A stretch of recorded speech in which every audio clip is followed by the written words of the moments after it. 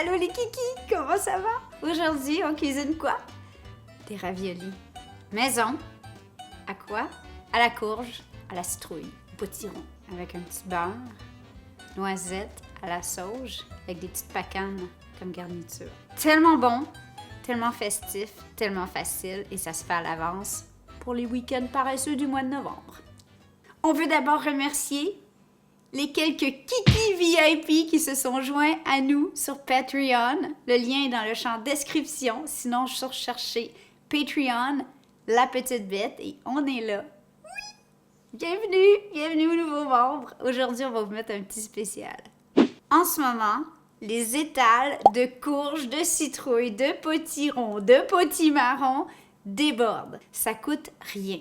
Profitez-en parce qu'en fait, ça se garde comme ça sur le comptoir ou dans la chambre froide pendant littéralement des mois. Mais quand on la garde des mois, on oublie qu'elle est là et là, elle finit par pourrir. Alors pourquoi ne pas en faire des raviolis? Ça fait partie de nos raviolis maison préférés. J'en ai quelques-uns. J'aime beaucoup la duxelle de champignons, courge ricotta, ce qu'on va faire aujourd'hui. Et pour les fêtes, ouais, le ravioli à l'œuf. Oh. Pourquoi pour les fêtes? En fait, faites-le maintenant. Testez tout de suite. C'est fou. Coupe le ravioli, puis le jaune d'œuf coule dans le beurre noisette. C'est tellement bon. Mais là, faut pas que tu chasses les gens là-dessus. Non, mais là, restez ici parce que ça aussi, c'est tellement bon. Mais c'est une autre catégorie. Alors, première étape, c'est que vous devez avoir de la purée de courge. Bon, ça se vend en conserve. Si vous l'achetez en conserve, faites très attention de ne pas acheter la purée de courge où c'est écrit mélange à tarte. Parce que vous allez avoir des raviolis un petit peu sucrés. Vous allez la couper en deux, nettoyer l'intérieur. Ensuite, moi, ce que je fais, c'est que je badigeonne d'huile d'olive, sel, poivre, muscade et je mets au four pour environ, dépendamment de la grosseur de la bête, de 40 minutes à 1 heure, jusqu'à ce que la chair soit vraiment hyper tendre. C'est un peu caramélisé sur les côtés. La peau se décolle tout seul. C'est un vrai charme. Et ça contribue aussi au goût de cette purée, parce que c'est pas la même chose que de prendre la purée micro-ondes, là. Non. Étant une bonne écolière, j'ai préparé ma purée hier. J'en ai trop. Ça ferait beaucoup de raviolis. Pourquoi pas? Parce qu'ils sont très, très bons. Pour la recette aujourd'hui, je vais utiliser une tasse de purée. Ici, j'ai de la courge poivrée. 3 cuillères à soupe de parmesan pour 2 cuillères à soupe de pecorino. Ou sinon, 5 cuillères à soupe de parmesan. Une tasse de ma purée de courge.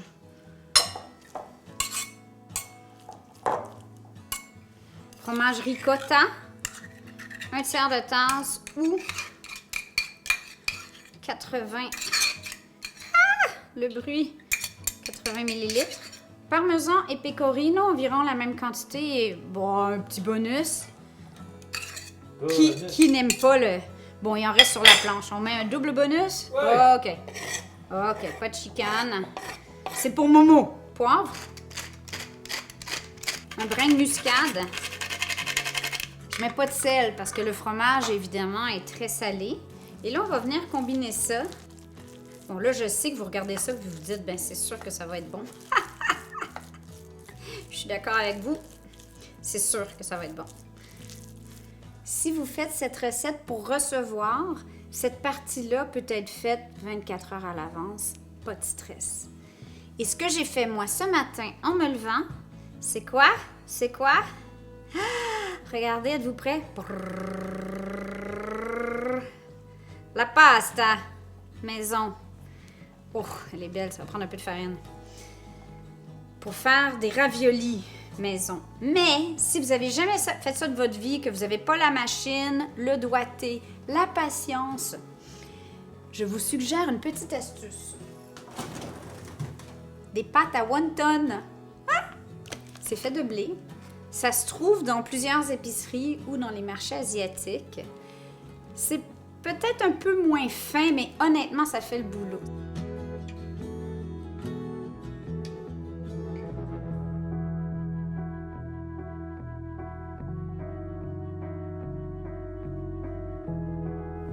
Il y a 2 façons de le faire. c'est de les faire un à la fois ou de... Mais c'est difficile de mesurer le carré et tout. Hein. En fait, j'ai commencé trop loin déjà, ça part mal. Il est là mon carré. Voilà, ça va là, ça va là. Écoute, c'est artisanal, on se rappelle, hein? Ça, c'est le motto de la petite bête.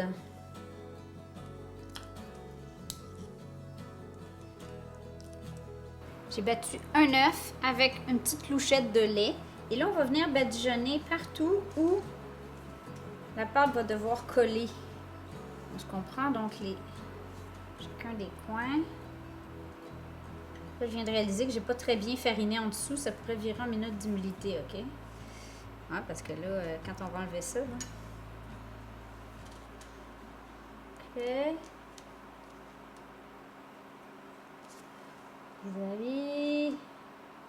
Vis-à-vis.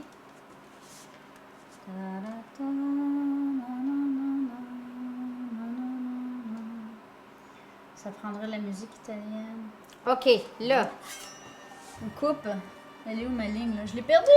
Ben non, elle est pas là. Like this. Ouais, écoutez, artisanal. On se souvient? Pourquoi tu codes pas toutes tes affaires avant, hein? Parce que j'ai peur de... Je veux sortir l'air. Ah oui, t'as tout à fait raison. Je m'excuse.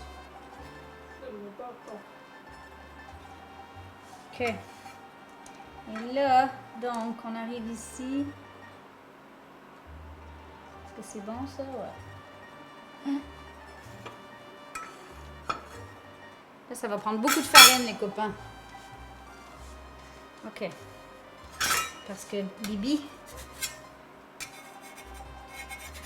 Voilà. Tout est beau. Et on essaie de sortir l'air, évidemment, du ravioli autant que possible. Maman bête! Bon, sont certainement moins beaux que ceux de votre maman, mais ils sont faits avec amour. Alors, pour la cuisson, écoutez, c'est pas très long. Quand ils flottent, environ 2 minutes, c'est prêt. Et pendant ce temps-là, on prépare un autre poêlon avec du beurre. On va mettre quelques feuilles de sauge. On hache des noix de pacane ou des noix Grenoble ou des noisettes où on en met.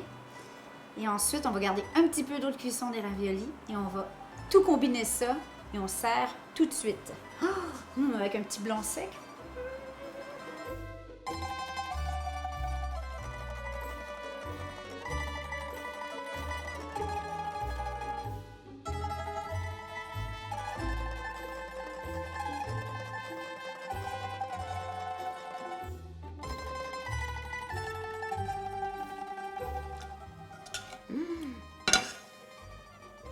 Bon, qui vient manger à la maison? Est-ce qu'ils sont sexy, mes courges, maintenant? Vous voyez? Oh, miam!